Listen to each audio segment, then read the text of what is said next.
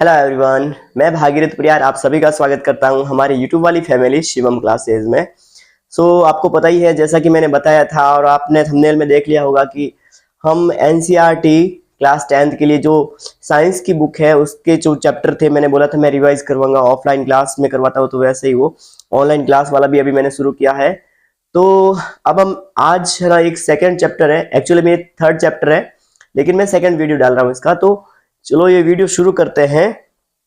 Chapter का नाम क्या है? धातु और अधातु, मेटल और नॉन मेटल के बारे में पढ़ने वाले हैं। इस चैप्टर में क्या क्या पढ़ेंगे हम? धातु और अधातु के भौतिक गुण, फिजिकल प्रॉपर्टीज क्या होती है उसके बारे में, जिसमें धातु और अधातु में जो भौतिक अंतर होते हैं, भौतिक गुणों के आधार पर अंतर होते हैं, उनमें कौन कौन से अपवाद है उनके बारे में पढ़ने वाले हैं।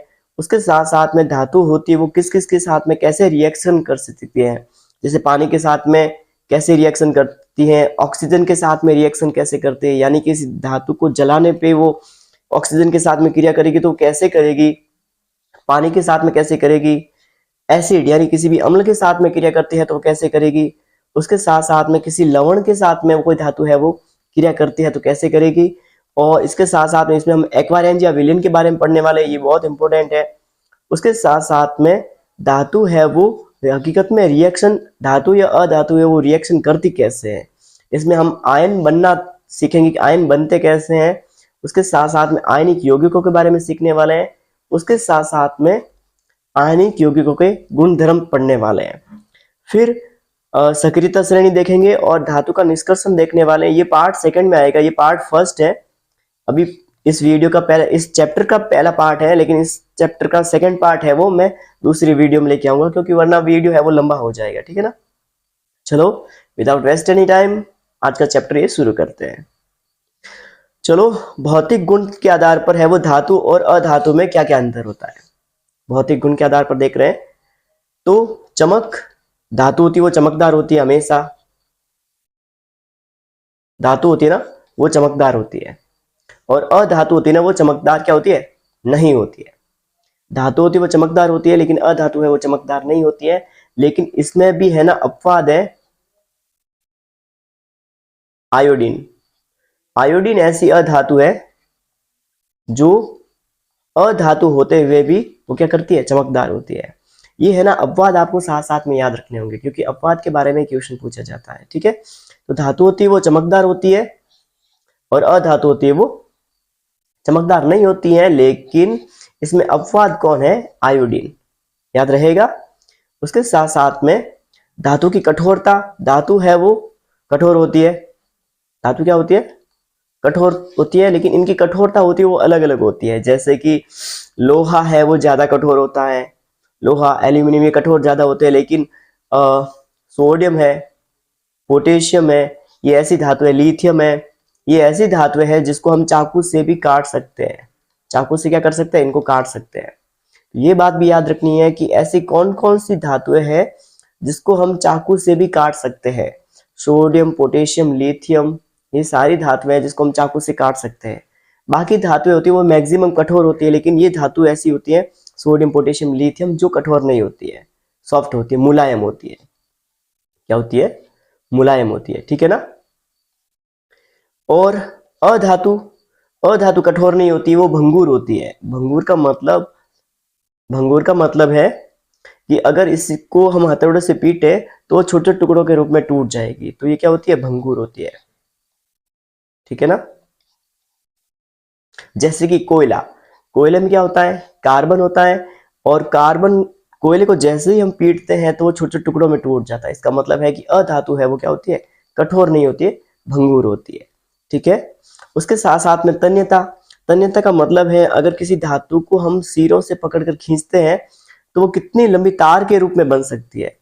ये क्वेश्चन भी आ सकता है कि तन्यता किसे कहते हैं। तन्यता यानी कि अगर किसी धातु या अधातु को अगर मैं सिरों से पकड़ के खींच लूं तो वो तार के रूप में बन जाती है, उसको बोलते हैं तन्यता। तो धातु में है वो तन्यता का गुण है वो पाया जाता है, पाया जाता है। और मैक्सिमम यानी सर्वाधिक है ना जो तन्यता का गुण पाया जाता है सोने में, सोना होता है गोल्ड, उसमें है वो तन्यता का सबसे ज्यादा गुण पाया जाता है।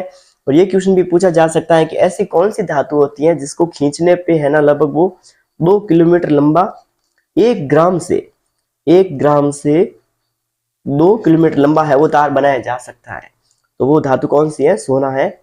लेकिन अधातु है वो, उसमें ये गुण, तन्यता का गुण नहीं पाया जाता है। अगर हम कोयले को या किसी सल्फर को, ऑक्सीजन को अगर हम उसको खींचते हैं सिरों से पकड़ के, तो वो तार के रूप में नहीं बनती है। ठीक है। ऐसे ही आघात वर्ध्यता, एक वर्ड है आघात वर्ध्यता। ये डेफिनेशन आ सकते हैं कि आघात वर्ध्यता किसे कहते हैं। आघात वर्ध्यता का मतलब होता है कि अगर मैं किसी धातु या अधातु, एक्चुअली में ये धातु में गुण पाया जाता है, तो ऐसी धातु का वह गुण जो हम धातु को हथौड़े से पीटे और पीटने पे वो चादर के रूप में फैल जाए, आघात करने पर उसके क्षेत्रफल में वृद्धि हो जाए, उसको बोलते हैं आघात वर्ध्यता। आघात मतलब चोट मारना, पीटना, वर्ध्यता मतलब फैलना। धातु का वह गुण जिसमें धातु है वो हथौड़े से पीटने पर वो चादर के रूप में फैल जाती है, उसको बोलते हैं आघात वर्ध्यता। तो आघात वर्ध्यता का गुण है वो धातु में पाया जाता है, लेकिन अधातु में नहीं पाया जाता है। आई होप यहां तक समझ में आ रहा होगा आपको। चलो आगे चलते हैं। धातु का गलनांक, धातु का गलनांक होता है ना, वो क्या होता है? बहुत ज्यादा होता है। धातु का गलनांक होता है वो उच्च होता है, बहुत अधिक होता है। ठीक है। लेकिन इसके भी अपवाद है। बहुत सारी ऐसी धातुएं हैं जिसका गलनांक है वो, गलनांक का मतलब जैसे ही थोड़ा सा ताप दे तो वो ठोस अवस्था से द्रव अवस्था में आ जाती है, गल जाती है। तो गैलियम और सीजियम, गैलियम और सीजियम ऐसी धातुएं हैं जो क्या करती है, जैसे ही हम इसको हथेली पे रखते हैं तो वो पिघल जाती है। मतलब बहुत कम तापमान पे ही वो पिघल जाती है। इसका मतलब अपवाद के रूप में ऐसी दो धातुएं गैलियम और सीजियम, जिसको हम हथेली पे रख के भी पिघाल सकते हैं, इनका गलनांक बहुत कम होता है। तो ये क्वेश्चन भी आ सकता है कि ऐसी कौन कौन सी धातुएं हैं जिसको हम हथेली पे रखने पर पिघल जाती है, बहुत कम गलनांक होता है उनका। तो वो होती है गैलियम और सीजियम। और अधातु, अधातु क्या होती है? इनका गलनांक बहुत कम होता है, कोई अपवाद नहीं इनमें। लेकिन इनमें एक अपवाद होता है। मतलब एक्चुअली में क्या होता है, धातु का गलनांक बहुत ज्यादा होता है, लेकिन 2-3 अपवाद है, जैसे कि गैलियम और सीजियम। ऐसे ही अधातु का एक्चुअली में क्या होता है, रियल में सारी की सारी धातुओं का क्या होता है, अधातुओं का गलनांक है वो कम होता है। लेकिन इसका भी एक अपवाद है, हीरा। हीरा है वो कार्बन का अपरूप है। इसका मतलब वो अधातु से बना हुआ है और इसका गलनांक बहुत ज्यादा होता है। ठीक है। इसका कारण भी हम आगे देखने वाले हैं, चैप्टर आई थिंक 4 है, उसमें देखने वाले हैं कि हीरे का गलनांक है वो ज्यादा क्यों होता है। ठीक है ना। आगे है क्वथनांक। क्वथनांक यानी ऐसा तापमान, वह तापमान जिस पर कोई धातु या अधातु या कोई द्रव है वो उबलने लगता है, उसको बोलते हैं क्वथनांक। तो धातुओं का क्वथनांक होता है वो क्या होता है, उच्च होता है, बहुत अधिक होता है। ठीक है। बहुत ज्यादा तापमान पर वो उबलती है। लेकिन इनमें भी एक है अपवाद के रूप में, जैसे अपवाद है मरकरी। मरकरी बहुत कम तापमान पर उबलने लगती है। ठीक है। ऐसे ही अधातु है, अधातु का है ना क्वथनांक है वो क्या होता है, कम होता है। अधातु का क्वथनांक है वो बहुत कम होता है। धातु का क्वथनांक होता है वो, बॉइलिंग पॉइंट होता है वो बहुत ज्यादा होता है। ठीक है। अब हम देखते हैं ऊष्मा की चालकता। ऊष्मा की चालकता है यानी अगर हम एक सिरे से किसी धातु या अधातु को गर्म करें तो वो दूसरे सिरे तक गर्म होती कि नहीं होती। मतलब एक सिरे से दूसरे सिरे तक धातु ट्रांसफर, ऊष्मा है वो ट्रांसफर होती कि नहीं होती है, उसको बोलते हैं ऊष्मा की चालकता। तो धातु है वो ऊष्मा की क्या होती है, चालक होती है। क्या होती है, ऊष्मा की कंडक्टर या फिर चालक होती है। इसमें चालकता का गुण पाया जाता है, सुचालक या फिर चालक होती है। इसमें सबसे ज्यादा मैक्सिमम ऊष्मा की चालकता होती है चांदी में, चांदी, तांबा इनमें होती है। और मरकरी भी क्या होती है, ऊष्मा की चालक होती है। ठीक है। आपने देखा होगा कि हमारे जो खाने वाले बर्तन होते हैं ना, एल्यूमिनियम या किसी के भी होते हैं, लेकिन उनके नीचे है ना कॉपर की है ना परत लगी होती है, मतलब कॉपर से लेप किया होता है। कॉपर से लेप क्यों किया होता है, क्योंकि कॉपर है, तांबा है, वो ऊष्मा का बहुत अच्छा चालक होता है। ये क्वेश्चन भी पूछा जा सकता है कि खाने के बर्तन, जो खाने के बर्तन होते हैं खाना पकाने वाले, तो उनके नीचे है वो कॉपर या तांबे की परत क्यों चढ़ाई जाती है। क्यों होती है? क्योंकि कॉपर या तांबा है वो ऊष्मा का बहुत अच्छा चालक होता है, जिसकी वजह से खाना है वो जल्दी गर्म हो सके, ताकि गैस है वो ज्यादा वेस्ट ना हो। ऐसे ही अधातु होती है वो ऊष्मा की चालक नहीं होती है, यानी कुचालक होती है। अधातु होती है वो ऊष्मा की क्या होती है? कुचालक होती है। इसमें ऊष्मा एक जगह से दूसरी जगह पे ट्रांसफर नहीं होती है। ऐसे ही विद्युत की चालकता, धातुएं है वो विद्युत की क्या होती है? सुचालक होती है या चालक होती है, कंडक्टर होती है। धातु में विद्युत का प्रवाह एक स्थान से दूसरे स्थान पर आसानी से होता है। इसमें भी थोड़े बहुत अपवाद है, जैसे कि लेड है, लेड या शीशा, लेड है, इसमें थोड़ा सा अपवाद है। और आपको ये याद रखना है कि धातु कौन सी धातु होती है जिसमें सबसे ज्यादा ऊष्मा का परिवहन होता है या चालन होता है, तो वो होगा चांदी। चांदी, एल्यूमिनियम। तो ये चांदी, एल्यूमिनियम ऐसे हैं जिनमें विद्युत का प्रवाह है वो एक स्थान से दूसरे स्थान पर आसानी से होता है। सबसे अच्छी चालक होती है विद्युत की चांदी, उसके बाद में एल्यूमिनियम, ये होते हैं। तो ये याद रखना है कि हमें अगर पूछ ले कि जो हमारे घरों में जो विद्युत आ रही है बिजली घर से हमारे घर तक, तो वो वायर होते हैं वो एल्यूमिनियम के क्यों होते हैं? क्योंकि एल्यूमिनियम है वो विद्युत की बहुत अच्छी चालक होती है, इसलिए। ऐसे ही अधातु है वो विद्युत की क्या होती है? कुचालक होती है। क्या होती है? कुचालक। इसमें अधातु में है वो विद्युत का प्रवाह नहीं होता है। इसमें भी एक अपवाद है। अपवाद कौन है? ग्रेफाइड। ग्रेफाइड है वो ऊष्मा का नहीं, सॉरी, विद्युत का है वो कुचालक होना चाहिए, लेकिन होता नहीं है। क्यों नहीं होता है? ये ग्रेफाइड है ना, ये भी है ना कार्बन का अपरूप है। किसका अपरूप है? कार्बन का ही अपरूप है। और कार्बन क्या है? अधातु है। अब अधातु में तो विद्युत का प्रवाह नहीं होता, मतलब करंट नहीं आता, लेकिन इसमें आता है। क्यों आता है? क्योंकि ये ग्रेफाइड होता है ना, ग्रेफाइड की संरचना है लगभग लगभग ऐसे परतों के रूप में होती है। ठीक है, ऐसे परतों के रूप में होती है, और परतों के रूप में होती है, और इनके बीच में, परतों के बीच में क्या होता है? थोड़ी सी जगह होती है, स्पेस होता है। स्पेस की वजह से इलेक्ट्रॉन है वो एक जगह से दूसरी जगह पर आसानी से जा पाते हैं। जब आसानी से इलेक्ट्रॉन जा पाएंगे तो विद्युत का प्रवाह भी आसानी से हो जाता है। ये क्वेश्चन पूछा जा सकता है कि ग्रेफाइड है वो अधातु होते हुए भी विद्युत का सुचालक क्यों होता है? क्योंकि ग्रेफाइड है वो परतों के रूप में होता है। आपने कभी पेंसिल की जो आगे वाली नोक होती है ना, वो ग्रेफाइट की बनी होती है, तो आपने छूकर देखा होगा कि वो चिकनी चिकनी होती है। चिकनी क्यों है? क्योंकि वो परतों के रूप में है, और जैसे हम छूते हैं तो उसकी परतें हैं वो एक दूसरे पे फिसलती है। फिसलने की वजह से हमें थोड़ा सा चिकना महसूस होता है। तो इन परतों के बीच में क्या होता है? थोड़ा सा गैप होता है, और गैप होने की वजह से क्या होता है कि इनमें से इलेक्ट्रॉन है वो एक जगह से दूसरी जगह पर आसानी से जाते हैं, जिसकी वजह से ग्रेफाइट अधातु होते हुए भी विद्युत का क्या हो जाता है? सुचालक होता है। ठीक है। और अधातु में ध्वनि का भी गुण पाया जाता है, यानी अधातु सॉरी धातु को सॉरी धातु में है वो ध्वनिक का गुण पाया जाता है। ध्वनिक का गुण मतलब जैसे कि अगर आपने देखा होगा कि स्कूल में जो बेल बजती है, जैसे ही हम, वो लोहे की होती है, जैसे ही हम पीटते हैं उसको, पीटने पे क्या होते हैं? उसमें ध्वनि उत्पन्न होती है। यानी धातु में ध्वनि उत्पन्न करने का गुण पाया जाता है, लेकिन अधातु में ध्वनि उत्पन्न करने का गुण नहीं पाया जाता है। आई होप ये भी स्लाइड आपको समझ में आ गई होगी। एक हमने देखा नहीं है, यहाँ पे मैंने शायद ऑप्शन के लिए एक लिखा हुआ नहीं है। अवस्था देख लेना, ठीक है ना। धातु है ना, धातु की अवस्था,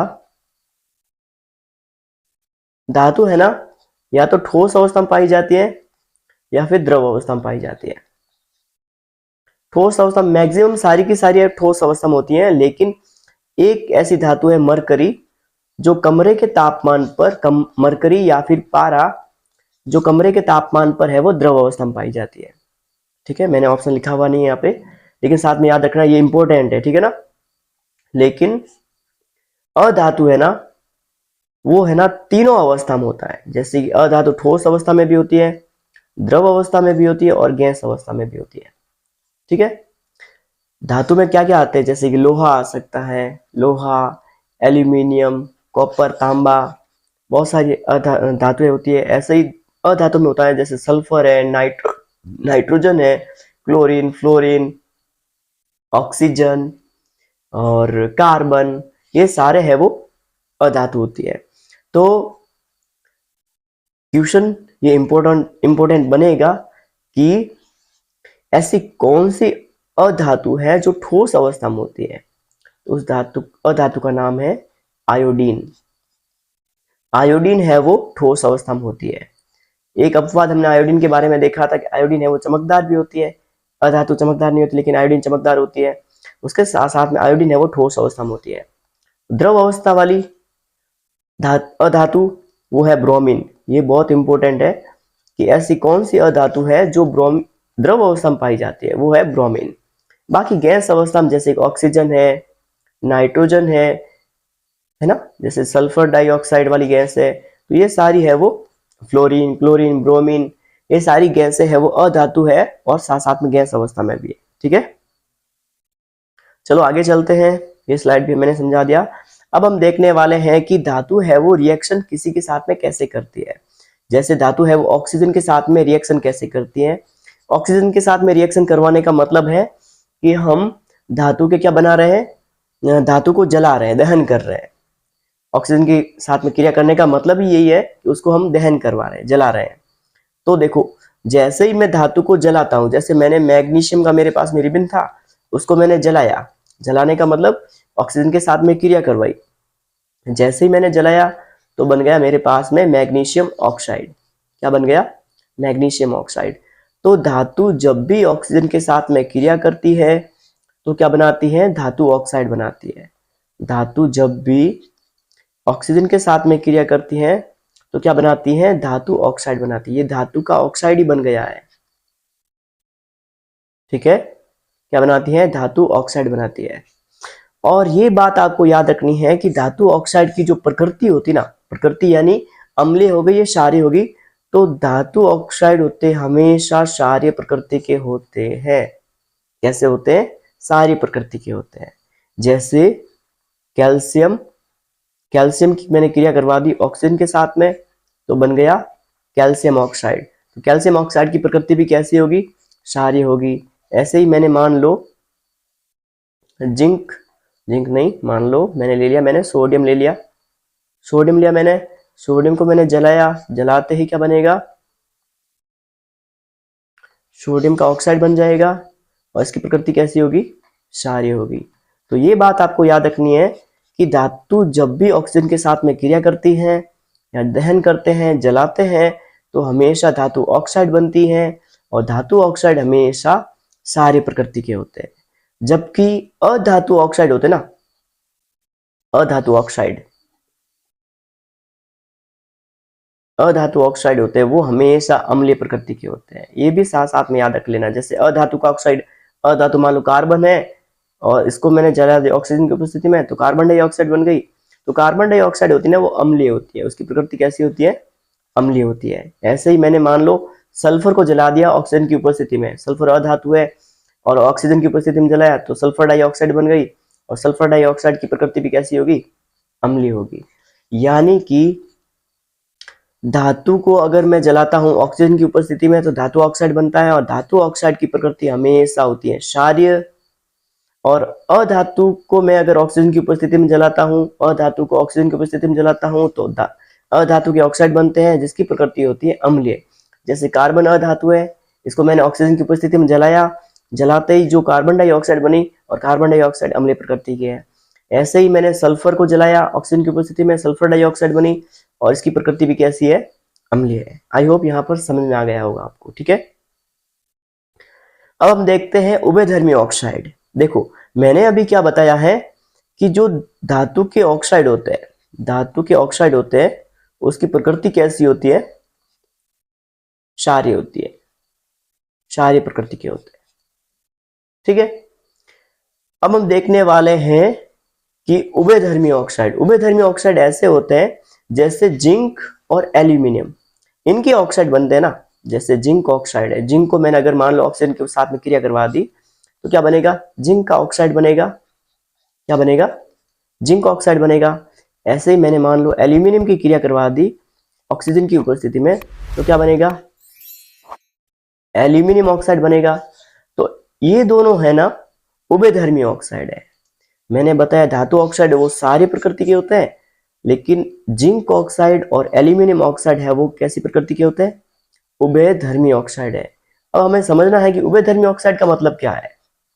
उभयधर्मी ऑक्साइड वो होते हैं ऐसे ऑक्साइड जो अम्ल के साथ में और क्षार के साथ में क्रिया आराम से कर सकते हैं। मतलब ऐसे ऑक्साइड जिनमें अम्लीय गुण भी होता है और क्षारीय गुण भी होता है, उनकी प्रकृति अम्लीय और क्षारीय दोनों होती है, उसको बोलते हैं उभयधर्मी ऑक्साइड। उभय मतलब दोनों वाले गुण रखते हैं। तो ये क्वेश्चन पूछ सकते हैं कि दो उभयधर्मी ऑक्साइड के बारे में, उनके बारे में सूत्र लिखो, उनके बारे में बताओ, नाम बताओ। तो आप क्या लिख सकते हो, जिंक ऑक्साइड और एल्यूमिनियम ऑक्साइड। ये दोनों ऐसे ऑक्साइड है, धातु ऑक्साइड, जिसकी प्रकृति क्या होती है, उभयधर्मी होती है, अम्लीय और क्षारीय दोनों होती है। अब अम्लीय और क्षारीय होने का मतलब कैसे पता चलेगा कि अम्लीय और क्षारीय है, तो इसकी हम एक रिएक्शन देख लेते हैं ना। जैसे उभयधर्मी ऑक्साइड होते हैं ना, वो हमेशा उदासीनीकरण अभिक्रिया देते हैं। कौन सी अभिक्रिया देते हैं, उदासीनीकरण। उदासीनीकरण अभिक्रिया वो होती है जिसमें कोई अम्ल है वो किसी क्षार के साथ में क्रिया करता है और क्या बनाता है, लवण बनाता है, उसके साथ साथ में जल बनाता है। एसिड बेस के साथ में क्रिया करता है, सॉल्ट बनाता है और जल बनाता है। ठीक है, तो यहाँ पे मैं एल्यूमिनियम ऑक्साइड, मैंने अभी क्या बताया है कि एल्यूमिनियम ऑक्साइड अम्लीय प्रकृति का भी होता है और क्षारीय प्रकृति का भी होता है। तो मैं एल्यूमिनियम ऑक्साइड को हाइड्रोक्लोरिक अम्ल के साथ में क्रिया करवा रहा हूँ, यानी अम्ल के साथ में क्रिया करवा रहा हूँ। अगर ये अम्ल है तो यहाँ पे एल्यूमिनियम ऑक्साइड है वो किसकी तरह कार्य करेगा, किसी क्षारक की तरह, क्षार की तरह कार्य करेगा। तो देखो, जब हाइड्रोक्लोरिक अम्ल के साथ में एल्यूमिनियम ऑक्साइड की क्रिया होती है ना, तो बनता है एक तो एल्यूमिनियम ट्राइक्लोराइड, उसके साथ साथ में बनेगा पानी। मैंने क्या बताया, जब अम्ल और क्षार आपस में क्रिया करते हैं, लवण और जल बनाते हैं, इसे क्या बोलते हैं, उदासीनीकरण। तो यहाँ पे एल्यूमिनियम ऑक्साइड है वो क्षार की तरह कार्य कर रहा है। ऐसे ही मान लो मैं एल्यूमिनियम ऑक्साइड को सोडियम हाइड्रोक्साइड के साथ में क्रिया करवा दूं। तो सोडियम हाइड्रोक्साइड क्या होता है, एक प्रकार का क्षारक होता है। ये क्षारक है तो यहाँ पे ये अम्ल की तरह कार्य करेगा, यहाँ पे क्षारक की तरह कार्य कर रहा था, यहाँ पे अम्ल की तरह कार्य करेगा। जब एल्यूमिनियम ऑक्साइड और सोडियम हाइड्रोक्साइड की क्रिया करवाते हैं तो बनता है सोडियम एल्यूमिनेट, बनता है सोडियम एल्यूमिनेट, बनता है सोडियम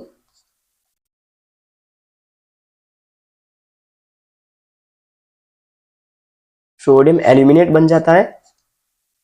ठीक है, तो ये एक प्रकार का क्या है, लवण है, लवण है, उसके साथ में बनता है पानी, क्योंकि ये एक प्रकार की उदासीनीकरण अभिक्रिया। अभी उदासीनीकरण अभिक्रिया में हमेशा ऐसा ही होता है कि अम्ल और क्षारक आपस में क्रिया करते हैं और लवण और जल बनाते हैं। ठीक है ना, तो हमें समझ में आ गया है कि एल्यूमिनियम ऑक्साइड और जिंक ऑक्साइड है वो कैसे कैसे ऑक्साइड कैसी प्रकृति रखते हैं, उभयधर्मी वाली, यानी अम्ल और क्षारक दोनों के गुण रखते हैं।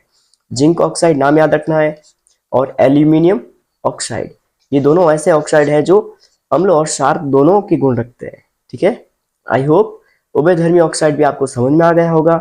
अगर यहाँ तक वीडियो आपको अच्छा लग रहा होगा ना, तो मेरे चैनल को सब्सक्राइब जरूर करना, ठीक है ना, वरना मैं तो पता ही है क्या करूंगा।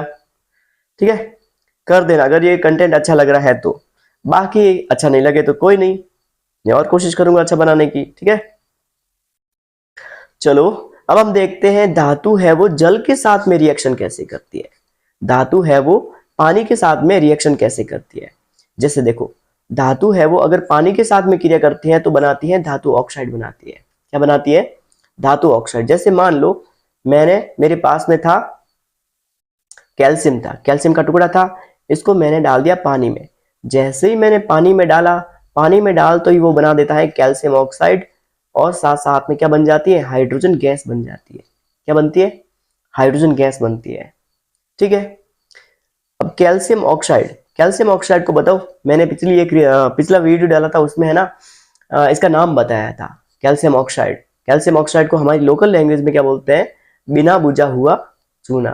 क्या बोलते हैं इसको, बिना बुझा हुआ चूना। और बुझा हुआ चूना क्या होता है, कैल्शियम हाइड्रोक्साइड। तो कैल्शियम ऑक्साइड है वो बिना बुझा हुआ चूना है। अब कैल्शियम ऑक्साइड में मैं क्या कर दूं, कैल्शियम ऑक्साइड की मैं वापस पानी डाल दूं। क्या डाल दूं इसमें, वापस पानी डालने का मतलब वो वापस शुरुआत में है ना, कैल्शियम का टुकड़ा पानी के अणु के साथ में क्रिया करेगा, कैल्शियम ऑक्साइड और हाइड्रोजन गैस बनाएगा। फिर वापस यही कैल्शियम ऑक्साइड जो बन रहा है ना यहाँ पे, वापस दूसरे पानी के अणु के साथ में क्रिया करेगा और वो बना देगा कैल्शियम हाइड्रोक्साइड। क्या बनाएगा? कैल्शियम हाइड्रोक्साइड बना देता है। ठीक है ना। तब हमें क्या समझ में आ गया कि जब धातु है ना किसी पानी के अणु के साथ में क्रिया करती है, यानी धातु है वो जल के साथ में क्रिया करती है, तो धातु ऑक्साइड बनाती है, यानी कैल्शियम ऑक्साइड बनाती है, और यही कैल्शियम ऑक्साइड वापस पानी के अणु के साथ में क्रिया करके क्या बनाता है? कैल्शियम हाइड्रोक्साइड बनाता है। तो फाइनल रिजल्ट क्या निकल के आ रहा है? फाइनल रिजल्ट क्या निकल के आ रहा है? जैसे ये धातु ऑक्साइड बनता है, यहाँ पे अगर धातु ऑक्साइड बनता है अगर, तो यही धातु ऑक्साइड पानी के साथ में क्रिया करता है और क्या बनाता है? धातु हाइड्रोक्साइड बना देता है। क्या बना देता है? धातु हाइड्रोक्साइड बना देता है। जब धातु की पानी के साथ में क्रिया करवाई जाती है तो बनता है धातु हाइड्रोक्साइड। क्या बनता है?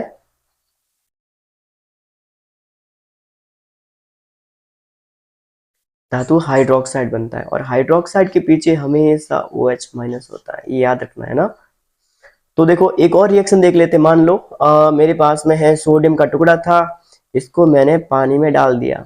एक्चुअली में पानी में डालते नहीं है, क्योंकि सोडियम है ना बहुत ज्यादा रिएक्टिव होता है और पानी के साथ में क्रिया करती है एकदम जोरदार ब्लास्ट होता है। अब स्पॉट क्यों होता है इसका रीजन भी मैं समझाता हूँ आपको, ठीक है।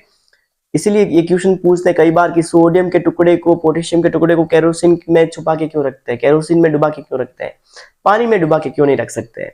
तो इसका रीजन क्या होता है कि सोडियम क्या है, धातु है, बहुत ज्यादा क्रियाशील धातु है, और पानी के साथ में अगर क्रिया करती है, जैसे ही मैं सोडियम के टुकड़े को अगर खुले में छोड़ देता हूँ, तो खुले में छोड़ने पे क्या होता है, ये सोडियम का टुकड़ा हवा में, आसपास में पानी होता है, पानी के साथ में क्रिया कर देता है। तो सोडियम जब पानी के साथ में क्रिया करेगा तो क्या बनाएगा? क्या बनाएगा? यहाँ पे सोडियम ऑक्साइड बनाएगा, उसके साथ साथ में ये हाइड्रोजन गैस बनेगी। ये हाइड्रोजन गैस बहुत ज्यादा ज्वलनशील होती है। जैसे ही हाइड्रोजन गैस बनी तो वायु में ऑक्सीजन गैस भी होती है। कौन सी गैस होती है? Oxygen gas. और ये हाइड्रोजन और ऑक्सीजन आपस में क्रिया करके क्या बना देते हैं? पानी बना देते हैं, और उसके साथ साथ बहुत ज्यादा ऊष्मा बनती है। क्या बनती है?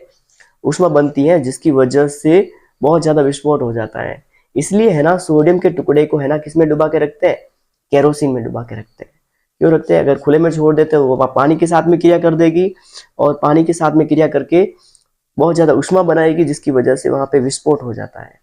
इसलिए सोडियम के टुकड़े को, पोटेशियम के टुकड़े को रखते हैं केरोसिन में छुपा के। आई होप ये टॉपिक भी समझ में आ गया होगा कि सोडियम और पोटेशियम को क्यों छुपा के रखते हैं। उसके साथ साथ में ये भी समझ में आया होगा कि धातु जब जल के साथ में क्रिया करती है तब क्या बनाती है? धातु का हाइड्रोक्साइड बनाती है। धातु जब जल के साथ में क्रिया करती है तो धातु का हाइड्रोक्साइड बनाती है। क्या बनाती है? हाइड्रोक्साइड बनाती है। मैंने क्या बताया है?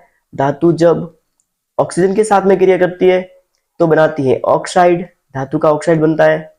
धातु जब पानी के साथ में क्रिया करती है, पानी के साथ में, तब बनाती है क्या? हाइड्रोक्साइड। क्या बनाती है? हाइड्रोक्साइड बनाती है। आई होप यहां तक समझ में आया होगा। चलो आगे चलते हैं। अब धातु किसी अम्ल के साथ में अगर क्रिया करे, धातु अगर अम्ल के साथ में क्रिया करती है तो वो है ना अभिक्रिया कैसे होगी? मान लो मेरे पास में धातु का टुकड़ा है, जैसे कैल्शियम है। मान लो मेरे पास में कैल्शियम का टुकड़ा है, इसको मैंने हाइड्रोक्लोरिक अम्ल के साथ में क्रिया करवा दी।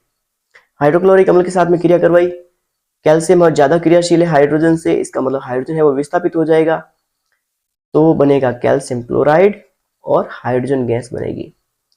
एक नॉर्मल सी बात आपको याद रखनी है कि धातु जब भी है ना किसी अम्ल के साथ में क्रिया करती है तो क्या बनाती है? लवण बनाती है। क्या बनाती है? लवण और हाइड्रोजन गैस बनाती है।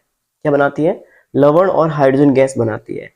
जैसे यहाँ पे बना है कैल्शियम धातु थी, हाइड्रोक्लोरिक अम्ल था, ये बन गया कैल्शियम क्लोराइड, एक प्रकार का लवण है, उसके साथ साथ में हाइड्रोजन गैस बन गई। ऐसे ही मान लो मेरे पास में मैग्नीशियम था, मैग्नीशियम की मैंने क्रिया करवा दी सल्फ्यूरिक अम्ल के साथ में, H2SO4 के साथ में। मैंने क्या बताया? जब भी धातु किसी अम्ल के साथ में क्रिया करती है तो वो लवण और हाइड्रोजन गैस बाहर निकालती है। पहले आप हाइड्रोजन गैस बाहर निकाल दो। अगर इस रिएक्शन में से, अभिकारकों में से हाइड्रोजन चली गई है, हाइड्रोजन यहाँ से निकल गई है, तो बचा क्या है यहाँ पे? मैग्नीशियम और सल्फेट। तो बन जाएगा मैग्नीशियम सल्फेट। क्या बनेगा? Magnesium sulphate. इसी टाइप से आप है ना ये रिएक्शन करवा सकते हो, ठीक है। कि धातु जब अम्ल के साथ में क्रिया करती है ना तो हमेशा क्या बनाती है, धातु जब अम्ल के साथ में क्रिया करती है लवण बनाती है और हाइड्रोजन गैस बनाती है। ये हाइड्रोक्लोरिक अम्ल के साथ में और सल्फ्यूरिक अम्ल के साथ में हो जाता है, लेकिन ये HNO3 होता ना, नाइट्रिक अम्ल, इसका नाम क्या है, नाइट्रिक अम्ल। तो नाइट्रिक अम्ल में थोड़ा सा रिएक्शन अलग होती है। क्यों अलग होती है? क्योंकि नाइट्रिक अम्ल है ना वो प्रबल ऑक्सीकारक है। क्या है? प्रबल ऑक्सीकारक है। वैसे प्रबल ऑक्सीकारक के रूप में आप है ना ये नाम भी याद रख सकते हो, KMnO4, पोटेशियम परमैंगनेट, एक होता है K2Cr2O7, पोटेशियम डाइक्रोमेट और HNO3। ये सारे क्या होते हैं, प्रबल ऑक्सीकारक होते हैं। प्रबल ऑक्सीकारक होने का मतलब है कि ये रिएक्शन में किसी अभिक्रिया में ऑक्सीजन देते हैं। क्या करते हैं? ऑक्सीजन है वो देते हैं, ठीक है।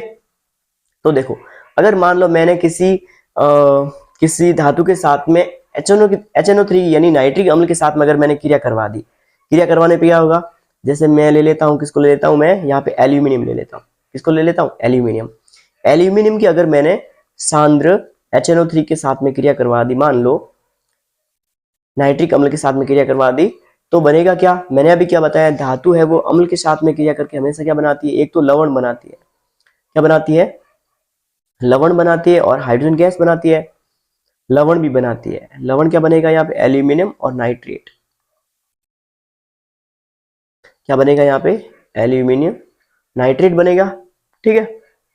साथ साथ में ये जो हाइड्रोजन गैस बन रही थी ना, तो ये नाइट्रिक अम्ल था ना, नाइट्रिक अम्ल क्या देता है? ऑक्सीजन देता है। क्या देता है?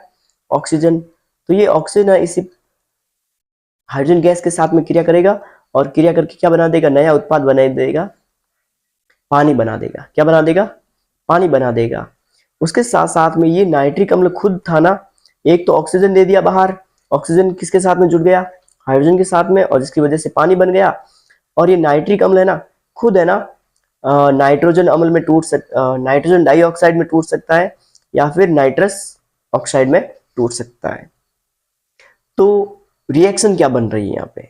फाइनल रिएक्शन क्या बनेगी कि धातु है वो अम्ल के साथ में क्रिया करती है तो लवण और हाइड्रोजन गैस बनाती है। नॉर्मली सल्फ्यूरिक अम्ल है, हाइड्रोक्लोरिक अम्ल है या सल्फ्यूरिक अम्ल है, लेकिन ये नाइट्रिक अम्ल है, उसमें थोड़ा सा अलग रिएक्शन होती है कि नाइट्रिक अम्ल किसी भी धातु के साथ में क्रिया करता है। क्या करता है?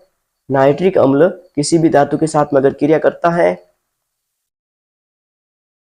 तो क्या बनाता है? उस धातु का लवण बनेगा। जो धातु थी हमारे पास में, जैसे एल्यूमिनियम, कैल्शियम, कुछ भी हो सकता है, उस धातु का लवण बन जाएगा। उसके साथ साथ में पानी बनेगा।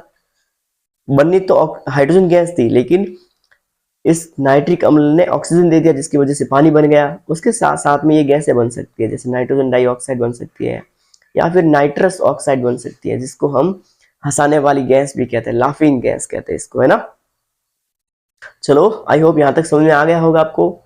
चलते हैं एक्वारेंजिया के पास में। किसके पास में? ये बहुत इंपॉर्टेंट है, याद कर लेना, समझ लेना ठीक ठीक से, ठीक है ना। एक्वारेंजिया, एक्वारेंजिया, एक्वारेंजिया विलियन। एक्वारेंजिया विलियन क्या होता है कि जब हम सांद्र हाइड्रोक्लोरिक अम्ल और सांद्र नाइट्रिक अम्ल, इन दोनों को आपस में 3:1 में मिला दें तो जो विलियन प्राप्त होता है उसको बोलते हैं एक्वारेंजिया विलियन। अगर क्वेश्चन पूछ ले कि एक्वारेंजिया विलियन में सांद्र मतलब कौन कौन से अम्ल काम में लेते हैं, तो सांद्र याद रखना, सांद्र मतलब बहुत प्रबल है। सांद्र नाइट्रिक अम्ल और सांद्र हाइड्रोक्लोरिक अम्ल दोनों को लेते हैं। इसमें हाइड्रोक्लोरिक अम्ल का अनुपात होता 3 और नाइट्रिक अम्ल का अनुपात होता 1। यानी अगर 3 बूंदे हाइड्रोक्लोरिक की रख रहे हैं तो 1 बूंद रखनी पड़ेगी हमें नाइट्रिक अम्ल की, ठीक है ना। तो ये जो विलियन प्राप्त होगा उसको बोलते हैं हम एक्वारेंजिया विलियन। क्या बोलते हैं? एक्वारेंजिया विलियन बोलते हैं। और एक्वारेंजिया विलियन जैसे नॉर्मली हमें पता है कि जैसे सोना है, चांदी है, ये सारे ऐसे हैं, प्लेटिनम है, किसी के साथ में क्रिया नहीं करते, इसको कोई गला नहीं सकता है। लेकिन अगर मैं सांद्र हाइड्रोक्लोरिक अम्ल में भी रख दूं ना इन प्लेटिनम को, सोने को, चांदी को, तो भी ये गलते नहीं है, पिघलते नहीं है। ऐसे ही नाइट्रिक अम्ल में अकेले में रख दूं ना तो भी नहीं पिघलते हैं, लेकिन इन दोनों को आपस में मिला दिया जाता है तो इनकी शक्ति बहुत ज्यादा बढ़ जाती है। बढ़ने की वजह से इनमें बहुत ज्यादा ऊष्मा उत्पन्न होती है, बिल्कुल भभकता द्रव होता है, बिल्कुल ठीक है ना। तो बहुत ज्यादा ऊष्मा उत्पन्न होती है और इसी ऊष्मा की वजह से ये सोना है वो, चांदी है वो गल जाते हैं। आपने देखा होगा कि जो हमारे पेरेंट्स है, मम्मी है, कोई भी है, तो अगर वो जाती है सोनार के पास में, जो आभूषण बनाता है सोनार, तो उसके पास में जाती है तो वो ऐसे विलीन में डाल के देता है उस आभूषण को, जिसकी वजह से पुराने आभूषण भी है वो नए दिखाई देने लगते हैं। तो नए दिखाई देने का मतलब क्या है, जो विलियन है ना वो हकीकत में क्या है, एक्वारेंजिया विलियन है, जिसमें सांद्र हाइड्रोक्लोरिक अम्ल है 3 अनुपात में और नाइट्रिक अम्ल है वो 1 अनुपात में। जो विलेन बना वो है एक्वारेंजिया।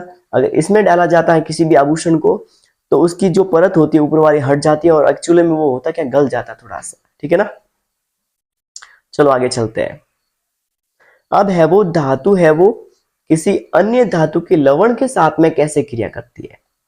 धातु है वो अन्य धातु के लवण के साथ में कैसे क्रिया करती है। जैसे ये धातु है, ये अन्य धातु का कोई लवण है, लवण ही तो है, ये प्लस वाला भाग है, ये माइनस वाला भाग है, लवण है, ठीक है।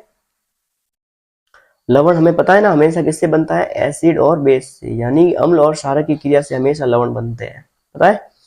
तो जब भी हम किसी धातु को अन्य धातु के साथ में, अन्य धातु के लवण के साथ में क्रिया करवाते हैं ना, तो विस्थापन अभिक्रिया होती है। अब देखो विस्थापन अभिक्रिया मैंने बताया होगा आपको चैप्टर फर्स्ट में कि विस्थापन अभिक्रिया में ज्यादा क्रियाशील है वो कम क्रियाशील को हटा के उसकी जगह ले लेता है। इसमें सोडियम है वो ज्यादा क्रियाशील है, मैग्नीशियम कम क्रियाशील है।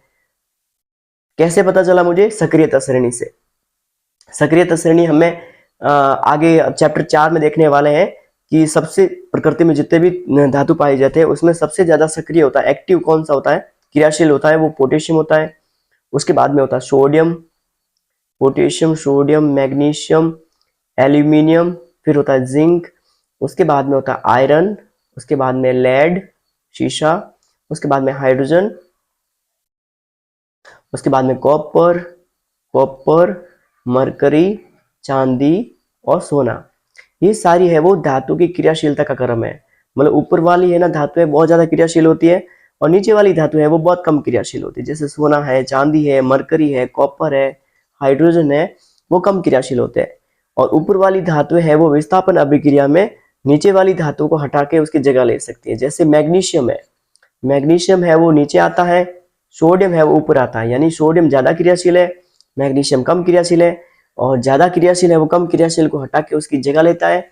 इस अभिक्रिया को हम क्या बोलते हैं, विस्थापन अभिक्रिया बोलते हैं। तो धातु है वो किसी अन्य धातु के लवण के साथ में क्रिया करेगी तो विस्थापन अभिक्रिया देगी, जिसमें क्या होगा, ये सोडियम मैग्नीशियम को हटा देगा, बेचारे को बाहर निकाल देगा और क्या बन जाएगा, यहाँ पे लवण बन जाएगा। यहाँ पे मैग्नीशियम था, अब यहाँ पे क्या आ गया, सोडियम आ गया। ऐसे ही मान लो ये सोडियम धातु है और ये अन्य धातु का लवण है यानी कैल्शियम क्लोराइड है, तो सोडियम है वो ज्यादा क्रियाशील है क्योंकि ऊपर आ रहा है, कैल्शियम है वो नीचे आता है, sodium magnesium potassium sodium calcium magnesium, अब ये कैल्शियम आता है, ठीक है ना। तो कैल्शियम थोड़ा कम क्रियाशील होता है, तो क्या होगा, सोडियम इसकी जगह लेगा, जिसकी वजह से बनेगा सोडियम क्लोराइड, नमक बन जाता है। उसके साथ साथ में कैल्शियम है वो विस्थापित हो जाता है। इस प्रकार से हम कह सकते हैं कि धातु है वो अन्य धातु के लवण के साथ में क्रिया करती ना, तो विस्थापन अभिक्रिया दर्शाती है और अन्य कम क्रियाशील धातु को हटा के उसकी जगह ले लेती है और नया लवण बना देती है। आई होप यहाँ तक भी समझ में आ गया होगा। अब हम देखने वाले हैं कि धातु और अधातु हकीकत में क्रिया करती कैसे है, धातु और अधातु आपस में क्रिया कैसे करती है। यानी कि हम देखने वाले हैं आयन होते हैं ना वो बनते कहते हैं, प्लस माइनस वाले जो आयन होते हैं वो कैसे बनते हैं। जैसे कि सोडियम कैसे बनता, सोडियम क्लोराइड कैसे बनता है, मैग्नीशियम क्लोराइड कैसे बनता है, ये इंपॉर्टेंट है, ठीक है ना, ठीक से समझ लेना। जैसे मान लो हमें पता है कि सोडियम है वो आवर्त सारणी में पीरियडिक टेबल में कितने नंबर पे आता है, 11वें नंबर पे आता है। 11वें नंबर पे आने का मतलब है इसमें प्रोटॉन भी कितने हैं, 11 है, इलेक्ट्रॉन भी कितने हैं, 11 है। और एक बात मैंने आपको बताई होगी कि जब हम इनकी इस परमाणु को, सोडियम के परमाणु को अलग अलग, इनके जो इलेक्ट्रॉन है उनको अलग अलग कक्षा में डिवाइड करते हैं, तो पहली कक्षा में हमेशा 2 इलेक्ट्रॉन आ सकते हैं, दूसरी वाली कक्षा में हमेशा 8 इलेक्ट्रॉन आ सकते हैं। अब सोडियम के पास में टोटल इलेक्ट्रॉन कितने थे, 11 इलेक्ट्रॉन थे, पहली वाली क्लास में 2 इलेक्ट्रॉन आ गए, दूसरी वाली क्लास में 8 इलेक्ट्रॉन आ गए, तो इसके पास में कितना इलेक्ट्रॉन बचा है? 1 इलेक्ट्रॉन। और कोई भी परमाणु अगर प्रकृति में संतुलित या स्थायी रहना चाहता है तो उसको बाहर वाली कक्षा में या तो 2 इलेक्ट्रॉन होने चाहिए या 8 इलेक्ट्रॉन होने चाहिए। अब इसकी कक्षा में तो 1 इलेक्ट्रॉन है, तो ये क्या करेगा? इस इलेक्ट्रॉन को बाहर निकाल देगा। तो सोडियम है ना, इस इलेक्ट्रॉन को बाहर निकाल देता है, 1 इलेक्ट्रॉन है वो बाहर निकाल देता है, जिसकी वजह से इसके ऊपर 1 प्लस बन जाता है, यानी कि सोडियम का धनायन बन जाता है। क्या बन जाता है? ये सोडियम का धनायन बन गया। ठीक है, धनायन बन गया। अब ये इलेक्ट्रॉन जाएगा किसके पास में? प्रकृति में बहुत सारे गरीब परमाणु भी होते हैं, जैसे कि क्लोरीन। क्लोरीन है वो गरीब परमाणु, क्योंकि इसको इलेक्ट्रॉन की जरूरत होती है। क्लोरीन आता है 17 नंबर पे। 17 नंबर पे आने का मतलब है इसकी पहली वाली क्लास में कितने इलेक्ट्रॉन होंगे? 2 इलेक्ट्रॉन, दूसरी वाली क्लास में 8 इलेक्ट्रॉन, तीसरी वाली क्लास में 7 इलेक्ट्रॉन। यानी कि अभी इसको संतुलित होने के लिए 1 इलेक्ट्रॉन की जरूरत है। अब इस इलेक्ट्रॉन देगा कौन? ये सोडियम दे देगा। सोडियम जब इसको 1 इलेक्ट्रॉन देता है, ये इलेक्ट्रॉन आया यहाँ पे, क्लोरीन से जुड़ गया, जुड़ने के बाद में क्लोरीन क्या बन गया? एक ऋणायन बना दिया। क्लोरीन ने क्या बना दिया? ऋणायन बना दिया। ठीक है ना? तो हमारे पास में क्या क्या मिल गया? हमें क्या क्या मिल गया? एक तो मिल गया सोडियम का धनायन और क्लोरीन का ऋणायन। इसके पास में ज्यादा इलेक्ट्रॉन था, इसने बाहर निकाल दिया। क्लोरीन के पास में 1 इलेक्ट्रॉन कम था, इसने ले लिया, एक धनायन बन गया, एक ऋणायन बन गया। और धनायन और ऋणायन ये दोनों आपस में जुड़ जाएंगे और क्या बना देगा? नमक का एक अणु बन जाएगा। तो इसको हम कैसे लिख सकते हैं? कैसे लिखेंगे इसको हम? सोडियम ने 1 इलेक्ट्रॉन दिया, देने से क्या बना? सोडियम का धनायन बन गया। उसके साथ साथ में क्लोरीन ने इसको लिया, इलेक्ट्रॉन को ले लिया, लेने की वजह से एक ऋणायन बन गया, जिसकी वजह से इसमें जो उत्पाद बनेगा वो कैसे बनेगा? सोडियम के ऊपर 1 प्लस है। ठीक है, ऐसे ही क्लोरीन की बाहर वाली क्लास में कितने इलेक्ट्रॉन होते हैं? 7 इलेक्ट्रॉन होते हैं। 3 3 6 और 7। और उसके साथ साथ में एक है वो यहाँ से सोडियम से आ गया था, सोडियम ने दे दिया था, इसकी वजह से अब इसके ऊपर भी क्लोरीन के पास में भी कितने? 8 इलेक्ट्रॉन हो गए। सोडियम के बाहर वाली क्लास में भी कितने इलेक्ट्रॉन हो गए? 2 और 8 10 इलेक्ट्रॉन है, ये भी स्थायी है। और इसके पास में 2 8 8 ये भी स्थायी हो गया, और इसके ऊपर माइनस वाला चिन्ह लग जाएगा। ये क्वेश्चन इंपॉर्टेंट है, ठीक है ना, कि सोडियम धनायन या मैग्नीशियम धनायन है वो कैसे बनते हैं। तो आप ये याद करना और समझ लेना, ठीक है ना। 1 इलेक्ट्रॉन देता है तो वो धनायन बन जाता है, जो लेता है वो ऋणायन बन जाता है, दोनों आपस में मिल जाते हैं तो वो एक नया यौगिक बन जाता है। और इस प्रकार के आयनों की वजह से जो यौगिक बनते हैं ना, उसको बोलते हैं आयनिक यौगिक। क्या बोलते हैं इसको? आयनिक यौगिक। क्यों बोलते हैं? क्योंकि इनमें आयन बनते हैं, प्लस माइनस वाले आयन बनते हैं, इसलिए इसको आयनिक यौगिक कहते हैं। अब हम देखने वाले आयनिक यौगिकों में क्या क्या गुण पाया जाता है, इनकी अवस्था क्या होती है, ये बहुत इंपॉर्टेंट है, ठीक है ना। ये क्वेश्चन आ सकता है, बहुत ज्यादा पॉसिबिलिटी इसकी कि आयनिक यौगिकों के गुणधर्म लिखो। तो देखो, आयनिक यौगिक होते हैं ना, उसकी भौतिक प्रकृति कैसी होती है, मतलब कैसी अवस्था होती है, वो ठोस अवस्था में ही होते हैं। क्योंकि धनायन, जैसे नमक देखा होगा आपने, ठोस अवस्था में क्या होता है? क्योंकि इनमें धनायन और ऋणायन होता है, और धनायन और ऋणायन एक दूसरे से बहुत ज्यादा आकर्षित होते हैं कि ये परमाणु दूर हो ही नहीं सकते, दूर नहीं होते, जिसकी वजह से इनकी अवस्था कौन सी होती है? ठोस अवस्था में। अगर क्वेश्चन पूछ लिया जाए कि आयनिक यौगिक होते हैं वो ठोस अवस्था में क्या होते हैं, तो आप क्या बोलोगे कि आयनिक यौगिकों में धनायन और ऋणायन पाए जाते हैं, और धनायन और ऋणायन के बीच में अंतराण्विक आयनिक आकर्षण बल पाया जाता है। क्या पाया जाता है? आयनिक अंतर आणविक, अणु के मध्य अंदर वाले आणविक आयनिक आकर्षण बल पाया जाता है। क्या पाया जाता है? इनके बीच में आकर्षण बल, एक दूसरे को आकर्षित करते हैं, जिसकी वजह से क्या होता है? क्या होता है इनमें? ये आयनिक यौगिक एक दूसरे को आकर्षित करते हैं और ये ठोस अवस्था में पाए जाते हैं। अब हम देखने वाले हैं इनका गलनांक यानी मेल्टिंग पॉइंट, और क्वथनांक यानी बॉइलिंग पॉइंट कैसा होता है। अब मैंने क्या बताया, आयनिक यौगिकों में क्या होता है? आकर्षण बल पाया जाता है, कौन सा आकर्षण बल? अंतर आणविक आयनिक आकर्षण बल पाया जाता है। आयनिक आकर्षण बल पाया जाता है, जिसकी वजह से क्या होता है, ये एक दूसरे से बहुत ज्यादा चिपके हुए होते हैं। चिपके हुए होने का मतलब है कि अगर मैं इसको गर्म करूं, तो गर्म करूंगा ना, तो भी है वो आसानी से गलते नहीं है। अगर मैं नमक को गर्म करूंगा तो आसानी से नहीं गल पाएगा, ठीक है ना, द्रव अवस्था में नहीं आ पाएगा। उसके साथ साथ में इनको मैं उबालूंगा तो भी है वो, अगर द्रव अवस्था में आ जाएगा, फिर भी अगर मैं इसको उबाल दूंगा ना, तो भी वो आसानी से नहीं उबल पाएंगे। इसका मतलब क्या है कि इनमें आयनिक आकर्षण बल है वो ज्यादा पाया जाता है, जिसकी वजह से ये आसानी से ना तो गलते हैं ना उबलते हैं। इसका मतलब ये है कि आयनिक यौगिक होते हैं ना, उनमें जो आकर्षण बल पाया जाता है, क्या पाया जाता है, आकर्षण बल पाया जाता है, ज्यादा होता है, और जिसकी वजह से इनका गलनांक और क्वथनांक दोनों क्या होते हैं, उच्च होते हैं, बहुत अधिक होते हैं। ये याद रखना है कि आयनिक यौगिक का जो क्वथनांक होता है, मेल्टिंग पॉइंट, बॉइलिंग पॉइंट, वो ज्यादा क्यों होता है।